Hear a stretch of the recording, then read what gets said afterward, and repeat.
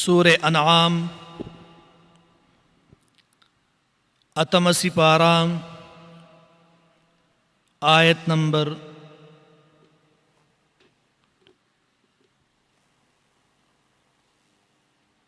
123। सूर्य अनआम अतम सिपारा आयत नंबर 123। अल्लाहुम्मा सल्लि अला सय्यिदिना व मौलाना मुहम्मद व अला आलि सय्यिदिना व मौलाना मुहम्मद व बारिक व सल्लि व सल्लिम अलैक। सुब्हानक ला इल्म लना इल्ला मा अल्लमतना इन्नका अंतल अलीमुल हकीम। रब्बि इश्रह ली सदरी व यस्सिर ली अमरी वहलुल उक़दतम मिन लिसानी यफ़क़हू क़ौली। रब्बि ज़िदनी इल्मा। अऊज़ु बिल्लाहि मिनश शैतानिर रजीम। बिस्मिल्लाहिर रहमानिर रहीम।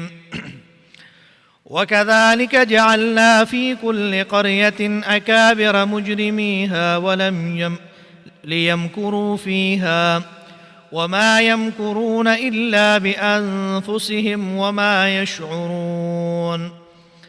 वइज़ा जाअतहुम आयतुन क़ालू लन नुअमिन हत्ता नुअत मिस्ल मा ऊतिय रुसुलुल्लाह अल्लाहु अअलमु हैसु यजअलु रिसालतह सयुसीबु अल्लज़ीन अजरमू सगारुन इन्दल्लाहि वअज़ाबुन शदीदुन बिमा कानू यमकुरून।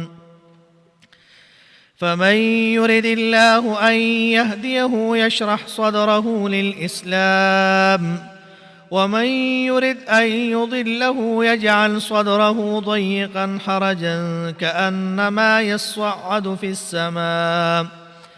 कज़ालिक यजअलुल्लाहु अर्रिजस अलल्लज़ीन ला युमिनून वहाज़ा सिरातु रब्बिक मुस्तक़ीमा।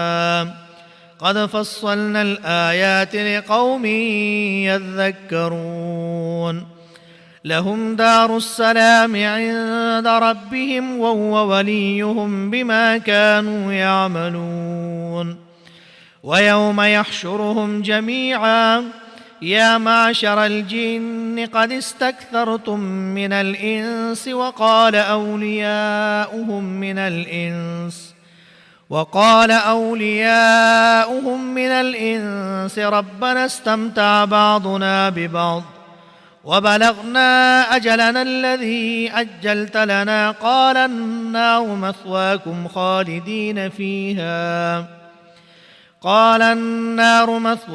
خالدين فيها إلا ما شاء الله إن ربك حكيم عليم.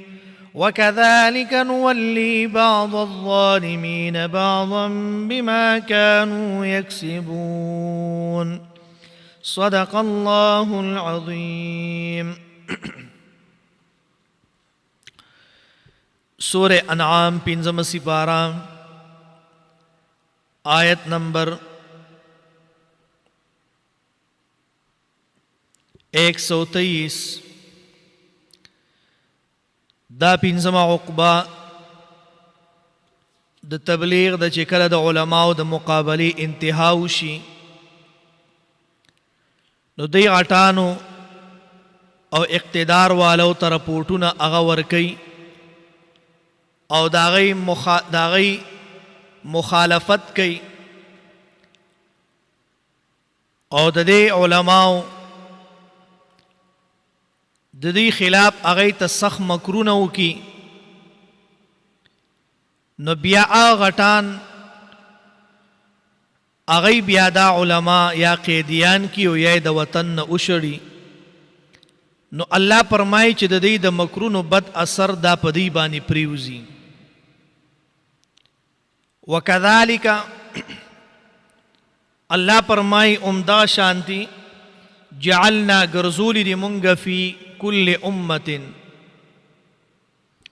यानी पहाड़ यौकली के अकाबिर मुजरिमीहा غټ خلق مجرمان داغي لیمکرو دی دپاره چې دی چلول یا حیلی وکي فیها پاکلی کی وما یمکرون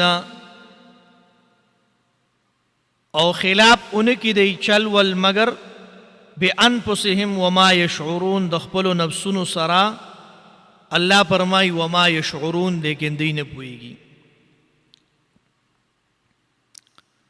اکابر مجرمیها دای د دې وجې نه مخکې که چې اشاره وشي چې کبر د دغه خلکو دا سبب د جرمونو وګرځېدو لیمکرو کې دا لام د پاره د عاقبت دی او داسې بیا په سوره اسراء آیت نمبر 16 کې به راځي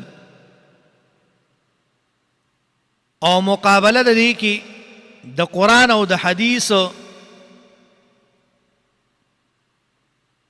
هغه معلومه ده چې تابعداران د رسولانو دا کمزور خلق دي او مراد د مکر نه هغه دعوت د گمراهۍ دی نو فرمایي چې لیمکروا فیها دې دپاره چې مکرونه وکړي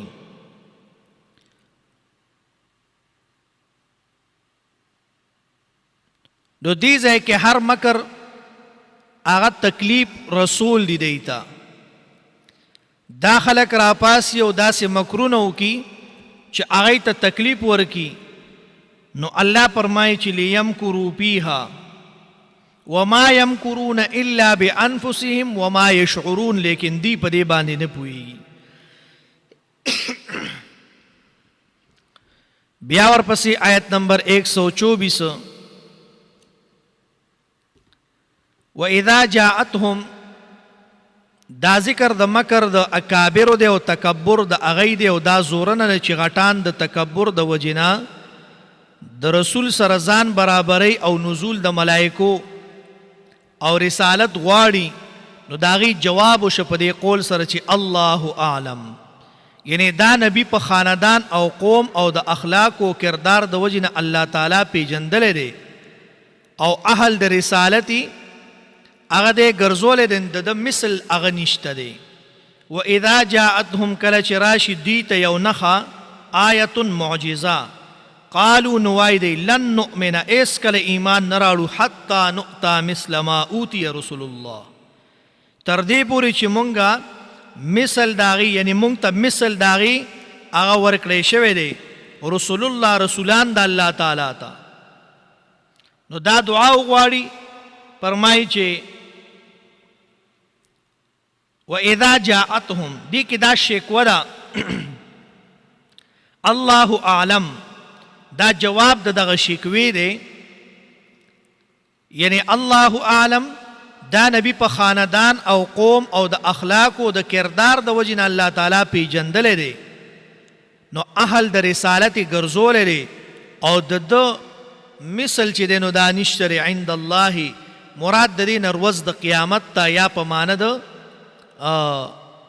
من عند الله دی نو دنیا تم شامل دی او دا قول د امام فرا دی او دا آیات صریح دلیل دی چې د تکبر او د مکرونو بدله چې دینو هغه ذلت او عذاب دی سزا د هغې متکبرینو غټانو هغه دا ده سیصیب الذین چې کم خلق تکبر کوي دا تخویب دی نو الله فرمای د دې سزا صدا سیصیب الذین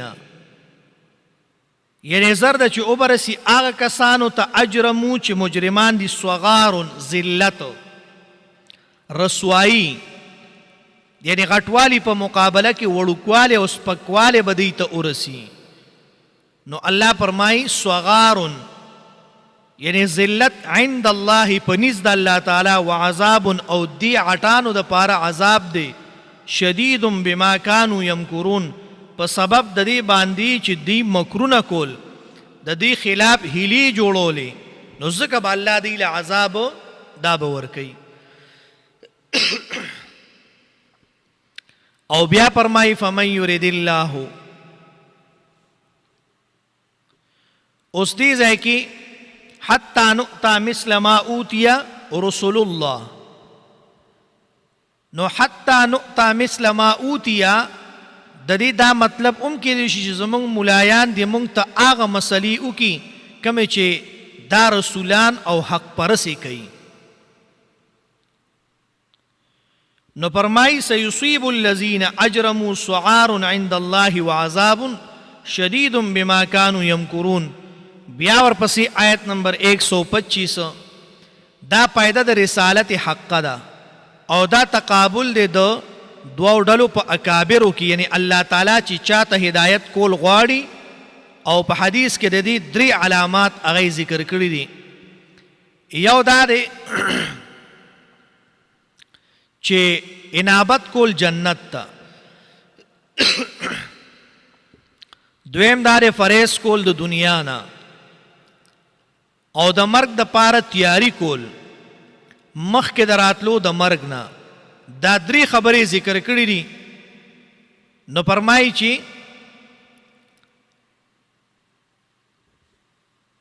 فمن يريد الله، پس څوک چې وغواړي، یعنی څوک چې وغواړي الله تعالی ان يهديه، هغه ته چې هدایت ورکول، یعنی چاله چې الله تعالی هدایت ورکول وغواړي ان يهديه، هدایت ورکول، یشرح نو کلاو کی پرانیزی صدره سینه د للاسلام اسلام تا.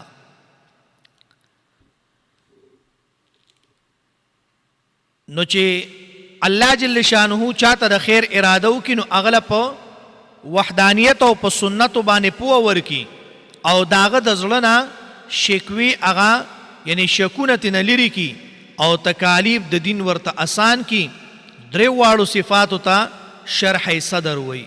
او څوک چې گمراه کول غواړي نو وحدانیت او سنت اوریدل پاغي باندې ډیر تنګيږي او بیا پاغي باندې سخت غصه شي او د دې منلو ته هغه تیار نه وي، دا ورته سخت کاری.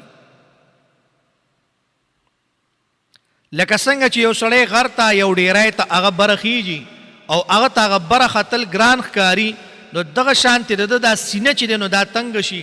لکه بعضې وخت کې دا مونږ جماعتونو ته لاړ شو یا مطلب یو محفل د قرآن او د حدیث ته هغې ته لاړ شو او هلته په سړي باندې خبرې ډېرې بدې لګي چې څه ټایم به چې زه به دې ځای نه وځم او دا پروګرام به څه ټایم ختمیږي، یا مطلب دا دی دا استاد به څه ټایم سلام ګرځوي چې زه به د دې جومات نه وځم.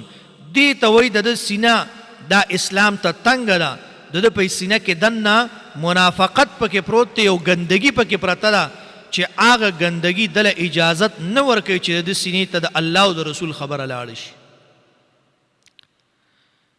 او ان يهديه يشرح صدره للاسلام ومن يريد ان يضله، هغه چې وغواړي الله تعالی چې بیلاری کی یجعل صدره وګرځي سینه د هغه ضیقا تنګه. ضیق چې دا په طور د تشبیه سره دی، یعنی ایمان پکې نه داخلیږي. او حرجن په زبر د را سره، حرجن په معنی د زا حرج سره دی، او په کسری د را سره په معنی د سخت تنگ دی، یعنی سخت تنگ دی. نو فرمایي چې ان یجعل صدره ضیقا حرجا، ډیره تنګه، کانما لکه گویا چې یصعد فی السما، په زور سره برخیږي اسمان ته. نو ابن جریر رحمت الله علیه فرمایي چې دام یو مثال دی، لکه چې یو انسان اسمان ته نشي خطه نو دغه شان د دې ګمراه په زړه کې ایمان هم نشي داخلي دی. لکه انسان به اسمان ته څنګه خیږي، دی به پوړای جوړی، دی به مطلب دا دی چې دی به اسمان ته په کومه طریقه باندې خیږي. نو ابن جریر رحمت الله علیه فرمایي چې څنګه یو انسان اسمان ته نشي خطه نو دغه شانتی د دې سړي زړه ته ایمان هم نشي داخلي دی چې کوم کافر او منافق دی او گمراه دی.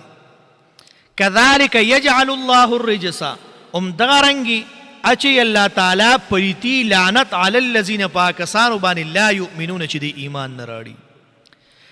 لکه چې سینه د هغې تنګه ګرځولې ده دا شان رجسم په دې باندې اچي.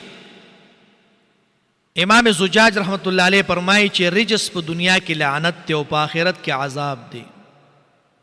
یا رجس په معنی د شیطان دی چې مسلط کوي په بی ایمانو خلقو باندې او امام مجاهد رحمت الله علیه فرمایي چې رجس ار اغسیز دی چې پای کې خیر نوي، چې خیر پکې نوي بس دې ته رجس ویل شي. بیا ورپسې آیات کې فرمایي وهذا صراط ربک مستقیما، آیت نمبر 126. دا ترغیب د قرآن ته رستو د ذکر د طریقې د گمراهانو نه، چې مخکې یشرح صدره ذکر کو، اوس سبب د شرح صدر ذکر کوي. هاذا دی کې اشاره ده بیان او مضمون د قرآن ته، مستقیما په طریقې د حال سره د پاره د تاکید. قد فصلنا الآیات، په تفصیل سره بیانو مونږه آیاتونه. آیات مراد تینا قرآنی آیاتونه دي چې د یو بل نه جدا جدا دي او د هر مسلې او مضمون د پاره مستقل آیاتونه دي. بیا ورپسې فرمای آیت نمبر 127 دا زیر اخروی دی د پاره د هغه خلکو چې هغه منون کې د قرآن منی. فرمای لهم دار السلام، دی د پاره کور د سلامتیا دی، عند ربهم پنیز د رب دی. نو امام حسن وی چې سلام نوم د الله تعالی دی. امام زجاج وی چې سلام مصدر دی په معنی د سلامتیا د ټولو آفتونو نه، او یا د سلام نه مراد تحیه ده، یعنی کور د ډیر سلامونو دی، د هر طرف نه به سلام وي. عند ربهم، جنت کې به د هر طرف نه سلام وي.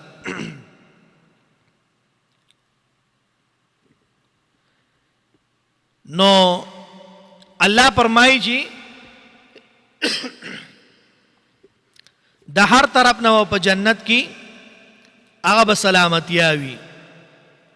او چې کله جنتیان جنت ته داخل شي نو دی اخیری دعا او کلمه بسوي وآخر دعواهم ان الحمد لله رب العالمین.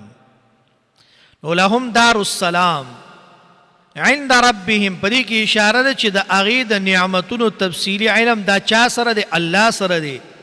او بیا فرمایي وهو، او هغه ولیهم مددگار د دی دی. ولیهم، ولی په معنی د حافظ ناصر مؤید.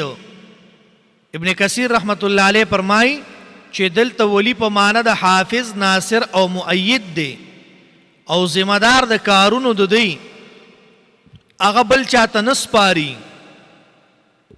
نو فرمایي وهو ولیهم، هغه مددگار د دی دی بما کانو، په سبب د عمل یعملون چې دی کوي. ویوم یحشرهم جمیعا، په کومه ورځ چې جمع به کړي دی ټولو لره، یعنی دا ټول به را جمع کړي. آیت نمبر 128 دا تخویف اخروی دی د پاره د نه منونکو.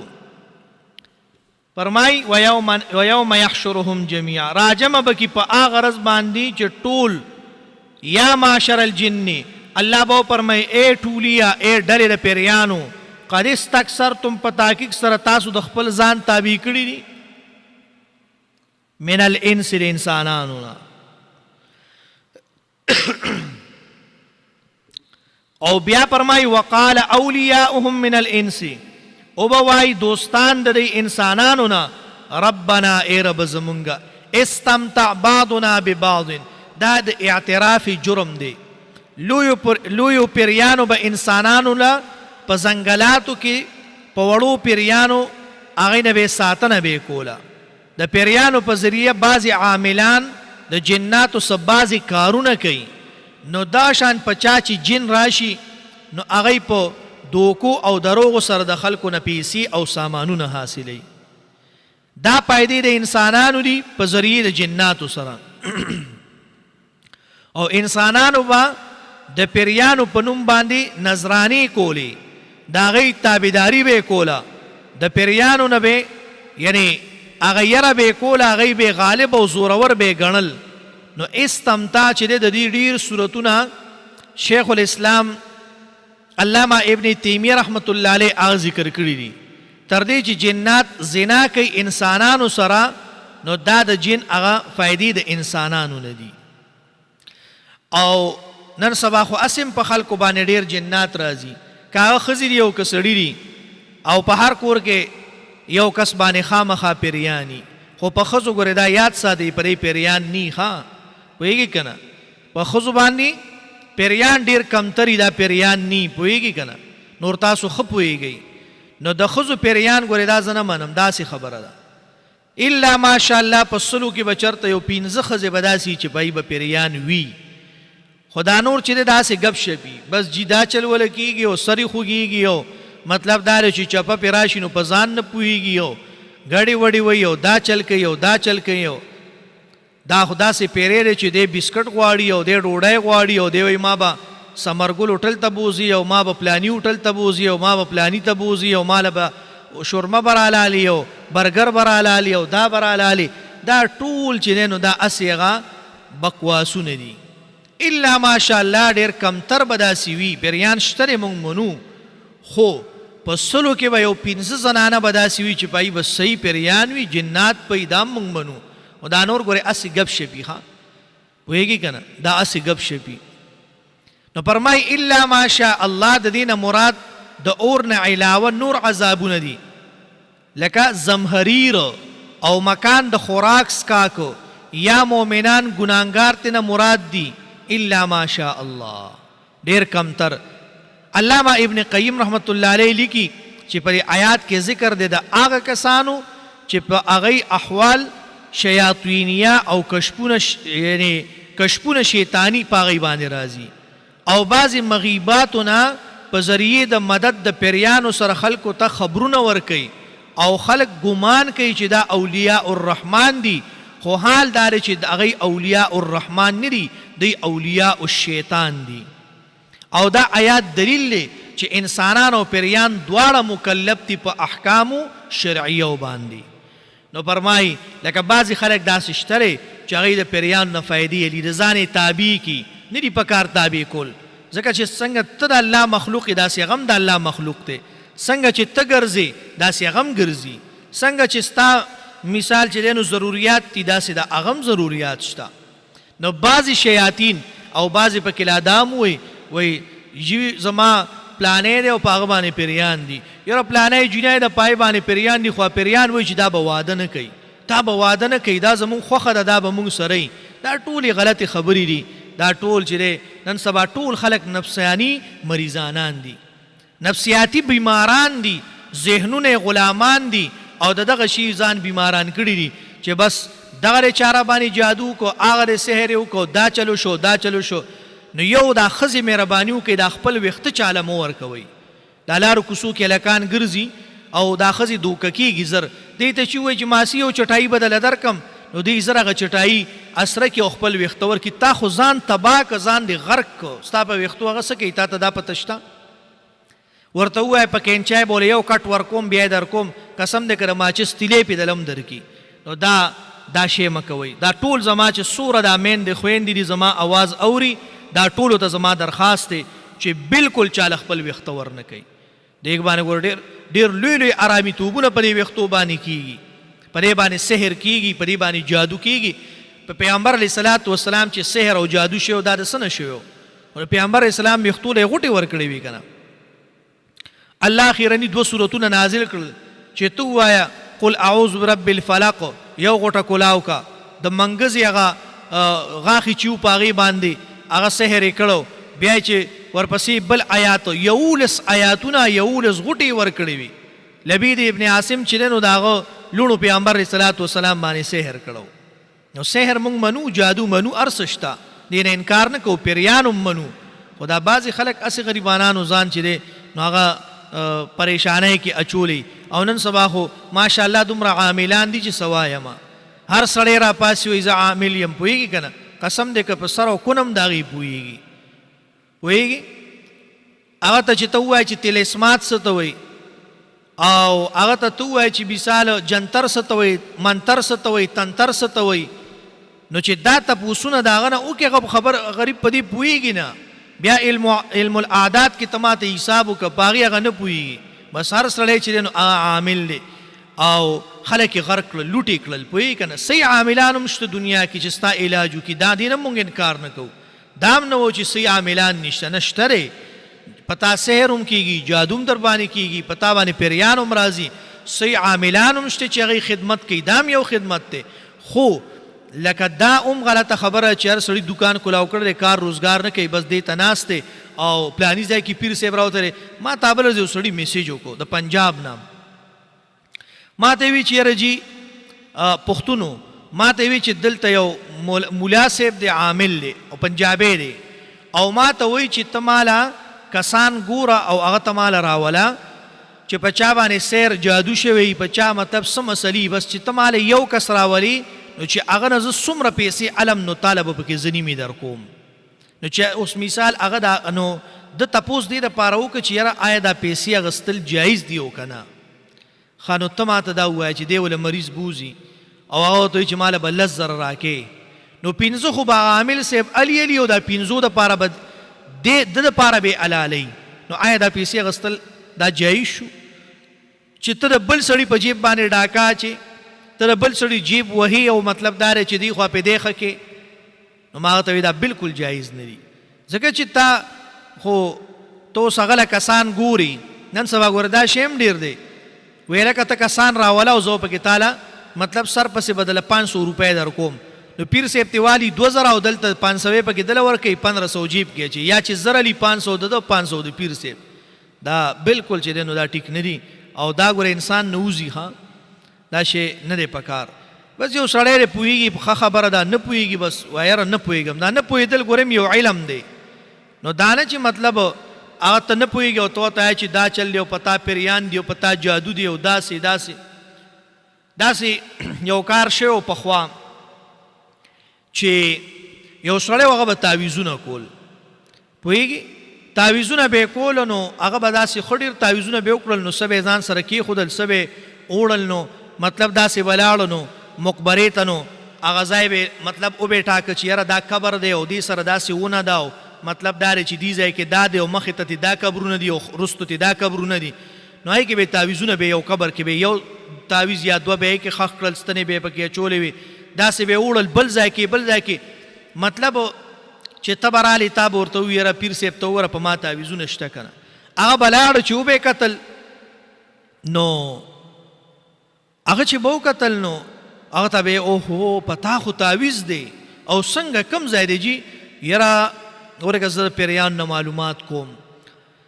ښه جي ښه خاپیري دا وایو، خاپیري بعضې ښځو سره خاپیري ومي. ښه دا کیسې زه ډېر یورم ما ته راځي دي وټساپ کې، ما ته اکثر خلک په دې باندې میسیج وکړي یا معلومات کوي یاره دا چل دی دا چل دی، نو وایي خاپیري دي او هغه دا وایي چې په پلاني ځای کې په پلانی مقبره کې داسې ونه ده، داسې لار ده، داسې قبر دی او مطلب دا دی چې هغې کې دا تعویذ پروت دی.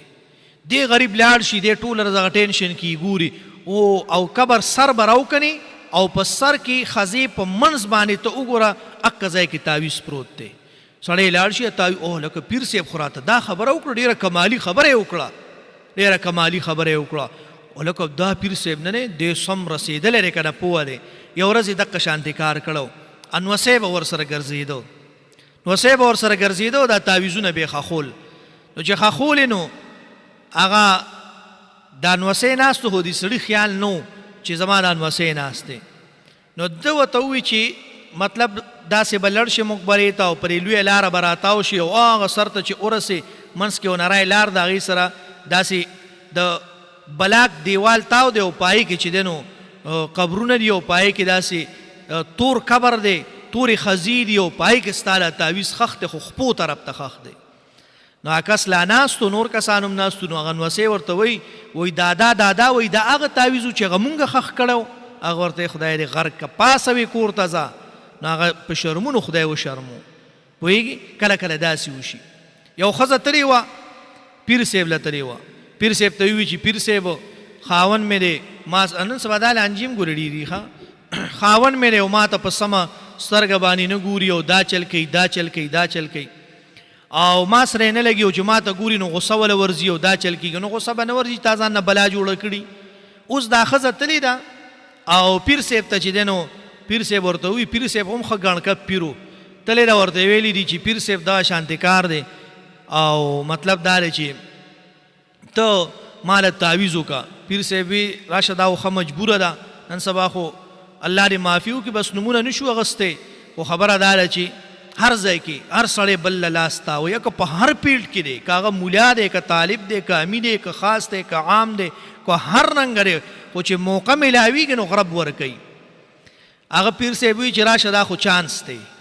پیر صاحب ورته وایي بلکل وروره زه به تاله تعویض کوم، ښځې ته یې وي او په ګرنټۍ بدله کوم، په ګرنټۍ بدله کوم، خو ماله به 3,500 روپۍ راکړې. ښځې ورته وایي چې پیر صاحب ما سره خو دومره نشته او داسې.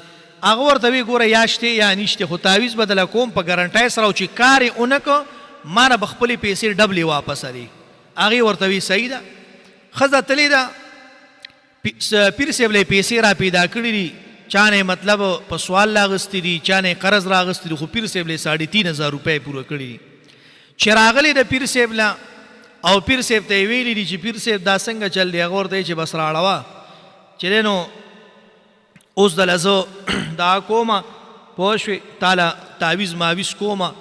پیر صاحب لګېدلی دی او په تعویض کې وله دننه لیکلي دي چې تا خو ماله 3,500 روپۍ راکړې، نوره مخکې اوس هغه ستا او ستا د خاوند معامله ده، خدای دې وګماري.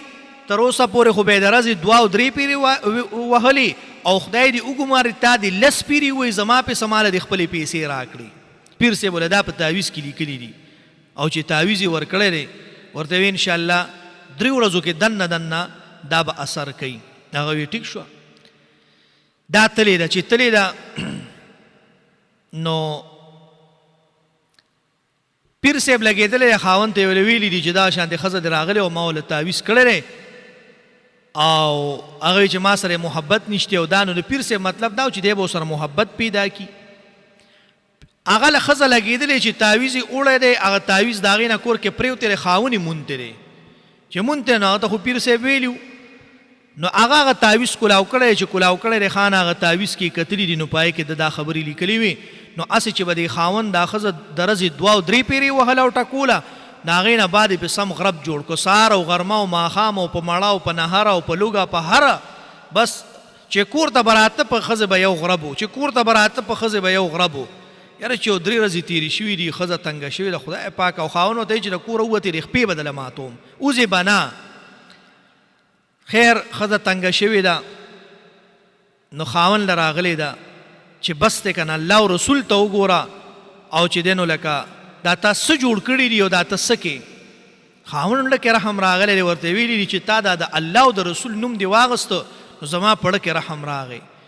ورته وی ته راشه ستا هغه پلار تاله په تعویض کې څه لیکلي دي، دا خو مې تا ته او پیر صاحب تر دې تعویض اثر خو. ښځه حیرانه شوه او ښځه خو ټټنګ وپې چې ما نه تعویض روک شوی دی او دا مې چې ته خاوند مونتی دی او دا ځکه دی ما غربوي، او خبره خو ټیک وه.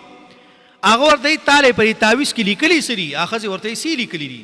راشه وایي دې پلار خو دې دله پکې دا لیکلي دي چې هسې دې ورځ کې 2 او 3 پیرې ټکوي، خدای دې وګماري تا دې 10 پیرې ټکوي، هغې سره زما څه کار دی، ما له دې پیسې راکړې. وایي ځکه مې 10 پیرې ټکولې چې پیر صاحب ته هم دا پته ولګي چې هلکه زما په تعویض کې اثر شته، او تا ته هم بیا دا پته ولګي چې واقعي د پیر صاحب په تعویض کې اثر و. نو ګوره دا پیران بیا داسې هم کوي، ښه ځان ساتئ، غلطو خلکو له بالکل مزئ. ها صحیح پیرانی صحیح کار کوي، د شریعت مطابق کوي، قرآن حدیث نه کوي، مونږ منو تعویض، مونږ منو ځای ولا دم درود دی مونږ منو، قرآن او حدیث دینه علاوه که نور هر څه ګورې هغې له مزئ، هغې نه ځان ساتئ. او ډېر پیران ګورې داسې هم کوي ته چې وله لړ شي نو تا نه نومونه زده کړي نو ړومبې به تا ځان ته مایله کړي، ړومبې به مطلب دا دی چې تا به د ځان تابع کړي او بیا چې دی نو بس تا به په ایمان نه وړی، نو چې ښه مال دنه ووایي نو اخره کې به داسې تعویض برماني وکړي چې د هغه نه به زړه تور شي، بس هغه تا نه خپل مطلب وکړه که نه.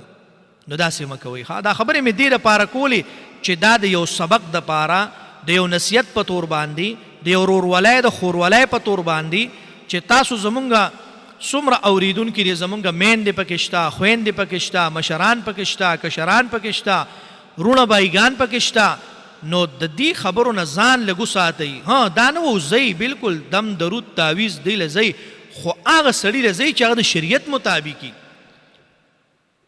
نو بیا به دغه حلي نو پیر صاحب بدل تعویض کوي او خاوند به غربوي. نو تا ته زه بهترین تعویض ښیم، بهترین. ته خاوند له سترګې تورې که، داسې سترګې تورول نه ګورې چې ته ورته وایې چې زما دواله او ته لاړ شي لینک روډ ته، ته خاوند ته وایې چې زما غمله او ته لاړه شي هلته په دغه کې مینا بازار کې په ټوپای کې ګرځي نه، داسې مه کوه، داسې سترګې تورول نه. خاوند چې د سحر کار لذي نو ته ښه مزیدار رانجو سلایې راواله، هغه له سترګې تویې که. ته وګوره چې تا سره قسم دی چې تا له ماښام جوړه رانړه ماله به نوم بدلې، ته داسې کار وکړه. دومره تاله به ماښام چې هغه راځي تاله به تحفه راړي، ته خاوند له پخپو چاپي وکړه، ته خاوند له اوبه راواله، ته خاوند له چای راواله. دا د ټول نه لوی تعویض دی، پوهېږي؟ دا د ټول نه غټ تعویض درته ما وښو. ته خاوند له سر کې تیل ولګو، شریعت تا ته دا وایي خاوند له ګیره چې دی نو دا په دې کې تیل ولګو، په سر کې ولا تیل ولګو، خپې ولا مالش کا. ورته ووایه خاونه داسې یو دغه راړه چې تا خپې پې زه مالش کومه چې هغه غوړي چې ستا د خپوی دا خپې چې دا سپوري چې دا غوړي شي چې ستا مازغه سره برابري، تا هغه له په سر کې لاس ووهه، تا د ټول نه لوی تعویض دی. نو چې هغه کور ته راشي تا ورته تندي نه چې دی برمې لاس کې جوړ کړی، نو به تا سره څه مینه محبت به وکړي، څه به ستا په کور کې چې دی نو هغه خوشحالي به راشي. داسې نه دي پکار ښه، داسې مه کوئ، ځکه چې په دې سره بیا مینه نه پیدا کېږي، په دې سره به اولټه چې دی نو ستاسو هغه دشمني هغه به سیوا کېږي. نو فرمایي چې تاسو دک کارونه وکئ، تاسو دا کار وکئ، خاوند له اوبه راواله، چای وله راواله، او مطلب دا ښکلې خبرې ورسره وکړه، کښېنه ورسره، تپوس ترې نه وکړه، پیسې وله بې ځایه مه لګو، هغه بچي دي ستام بچي دي، دی تربیت وکړه، د هغه د مال د خپل ځان حفاظت وکړه. بیا وګوره چې خاوند تا باندې څومره مهربانه کېږي. خو مونږ مصیبت دا دی چې بس مونږ ډېر چې دی نو هغه په غلطو لارو باندې روان یو، ډېر الټه پلټه کارونه کوو. نو ځکه خو په کورونو کې برکت نشته چې مونځ او دس نشته، بچو ته تربیت خول نشته، بچو ته نامنه په غلط کار باندې نشته، پوهېږي؟ نو دا بچو سره ګورې دا ظلم دی. دا بچې یا ستا دپاره جهنم دی او یا ستا دپاره جنت دی. که عالم دی ته جوړ که خو جنت دی ستا دپاره، او که دا جاهل شو، ایسی پوډري چرسی شرابي زنایی نشهی شو، بیا ستا دپاره دا جهنم دی، ستا دپاره دا جهنم دی. داسې نه دي پکار. وکذلک نولی بعض الظالمین، بیا ورپسې آیات کې فرمایي دغسې ملګري، وکذلک او دارنګې نولی ملګري کوو مونږ بعض الظالمین بعضې ظالمان. نولی دا د ولایت نه په معنا د دوستاني، یعنی باطل پرست ظالمان د یو بل سره مرګرتیا کوي په مقابله د صالحینو کې. او دویمه معنی دا ده چې نولی دا د ولایت نه په معنا د حکومت دی. په اوله معنی سره دا اخیری عقبه ده، د دویمې معنی سره دا تخویف دنیوي دی. نو فرمایي وکذالک نولی بعض الظالمین، یعنی بعضې د دوی نه هغه ظالمان د مسلمانانو خلاف چې دی نو هغه یو بل سره مرګرتیاګانې کوي. نو ما چې تاسو ته څه ووایي په دې عمل وکئ، ستاسو د کور نه به انشاءالله جنت پتې نه جوړ شي. دعاګانې به کوئ، نه به هم تعویض ته ضرورت راځي، نه به چا پسې تلو ته ضرورت راځي، نه به معاملانو ته ضرورت راځي. بس دا د ټول نه لوی تعویض دی. د خاوند خدمت کول، پیغمبر اسلام فرمایي که د الله نه ما سوا بل چاته سجده جایز وي، ما به د خپل امت ښځو ته ویلي چې تاسو خپلو خاوندانو ته سجدې وکئ. دومره ولا الله مقام ورکړی دی. نو الله قرآن کې فرمایي الرجال قوامون، الله فرمایي چې نارینه ته مونږ طاقت ورکړی دی په زنانو باندې. الرجال قوامون علی النساء، په زنانو باندې هم سړي د قوت او طاقت ورکړی دی. نو دک خبرې چې دي په دې باندې عمل وکئ. او لہذا چې دی آیات الکرسی، سور فاتحه او اخیری 4 قل، دا 21 پیرې سحر او ماښام هر یو 21 پیرې وایي په اوبو دمو اسکئ، مړه هېڅ شی به در باندې اثر نه کوي. پوهېږي؟ دا وایي دا خو اسم چې دی نو ټول له ورځي، دا وایي دا ښکلې وظیفه ده، اوبه پې دمو اسکئ پې، نظر به دې ختمیږي. مطلب دا دی که نظر در باندې لګېدلی هغه به هم ختمیږي. نو په دې باندې عمل وکئ. ښه فرمایي ترجمې ته وګورئ. وکذالک او دارنګي جعلنا ګرځولي دي مونږه فی کل قریة په هر یو کلي کې اکابرا غټان مشران، مجرمیها مجرمان دا کلي، لیمکروا فیها دې دپاره چې مکر وکړي دی په کلي کې، وما یمکرون مکر نه کوي دی الا بانفسهم مگر خپل ځانونو سره، وما یشعرون او دی نه پوهېږي. وَإِذَا جَاءَتْهُمْ او کله چې راشي دی ته آیتن سنخا معجزه، قالوا نو وایي دی لن نؤمنا هېڅ کله ایمان نه راوړو مونږه حتی نؤتا مثل ما اوتیا تر دې پورې چې راکړی شي مونږ ته په شان د هغه اوتیا چې ورکړی شوي دي رسول الله پیغمبرانو د الله ته الله الله تعالی اعلم خپوه دی خیسو په هغه ځای یجعلو چې ږدي رسالته پیغام خپل سیصیب الذین او ډیر زر به ورسیږي کسانو ته اجرمو چې جرم یې کړی صغار سپکوالی عند الله په نزد الله باندې وعذاب عذاب شدید او ډیر سخت بما کانوا په دې وجه باندې چې دوی یمکرون مکرونه او چلول کوي فمن یرید الله پس هغه څوک چې وغواړي الله تعالی ان یهدیه چې هدایت وکړي هغه ته یشرح نو پرانیزي صدره سینه د هغه للاسلام اسلام ته ومن یرید او څوک چې وغواړي یعنی الله تعالی ان یضله دا چې گمراه کی یجعل نو وګرځي صدره سینه د هغه ضیقا تنګه حرجا ډیره تنګ غوسې والا کأنما یصعد گویا چې یعنی خیجي فی السماء اسمان ته كذلك يجعل الله الرجس دارنګ دی مقرر کوي الله تعالی پلیتی ناپاکی علی الذین پاکسانو باندې لا یؤمنون چې ایمان نه راړي وهذا صراط ربک مستقیما او دا د لار دربستانیغا قد فصلنا الآیات په تفصیل سره بیانو مونږ آیاتونه لقوم یذکرون د پار دا قوم چې نصیحت علی لهم دار السلام او دی د پار کور د سلامتیا د عند ربهم پنځ درب دی وهو د الله تعالی ولیهم یعنی دوسو مددگار دی بما كانوا په سبب د دې باندې چې دی همیشه یعملون کول عملونه کوم عملونه کول ويوم يحشرهم فاغرز باندې چې راجم بکی الله تعالی دی جميعا طول یا معاشر الجن ای ډلې د پیریانو قد استكثرتم یعنی یقینا تاسو ډیر گمراه کړی دي من الانس د انسانانو نه وقال اولیاؤهم او بوای دوستان د دې د انسانانو نه ربنا ای رب زمونږه استمتع پیدا غستې ده بعضنا بعضی زمونږه به بعضین د بعضنا وبلغنا اجلنا الذي او رسید یومږه نیټه خپلې ته الذي اغه نیټه اجلت لنا چې مقرر کړی د تعالی نه مونږ د پاره قال النار ابوي الله تعالی اور مسواکم یعنی زائد استاسو خالدین همیشه به فیها پدې کې الا ما شاء الله مگر اچ وړي الله تعالی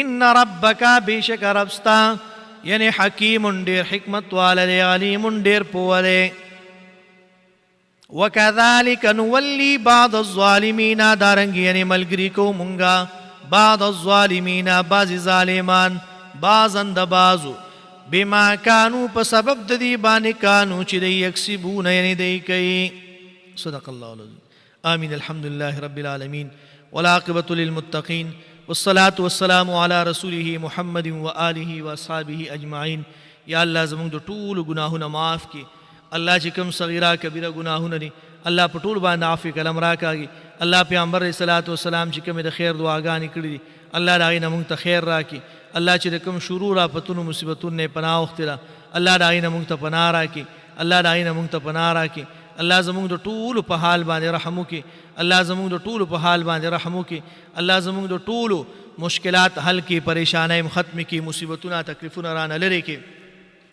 مصیبتونه تکلیفونه رانه لري کې الله چې سوره بیماران دي الله ټول ته شفای کامله عاجله نصیبه کې نه حارستم دعا وکړي دی بیمار دي چې الله جل شانو ول صحت کامله ورکي نور چې سوره بیماران دي کستاسو په کورونو کې دي کا هسپتالونو کې دي هر ځای کې دي الله دې ټول ته شفای کامله عاجله نصیبه کې الله دې مونږ ته دا طاقت راکړي چې د قران کریم دا سبق دا او دا ورسو نن مونږه مدرسه کې یوم والدینو انتهایی ستړی ډیر زیات ملمانه راغلیو او چونکه ماوی سبق کې زیری کوم ځکه مرګري بیا ناستی انتظار کوي الله جل شانه دې مونږ ته دا قران آسان کی دا ویل دې مونږ ته الله آسان کی الله دې په مونږه تاسو ټولو کې اخلاص پیدا کی الله دې مونږه تاسو ټولو کې اخلاص پیدا کی الله جل شانه دې زمونږ نه هغه کارونه والی چې الله په خوشحاليږي الله دې مونږ د هغه کارونه اوساتي چې الله په خفه کیږي او ناراضه کیږي الله په خفه کیږي او ناراضه کیږي. الله دې د هغې نه مونږ وساتي. الله دې مونږ تاسو ټولو ته په دین باندې، په قرآن باندې، په نیک اعمالو باندې استقامت راکړي. وصلی الله تعالی علی خیر خلقه محمد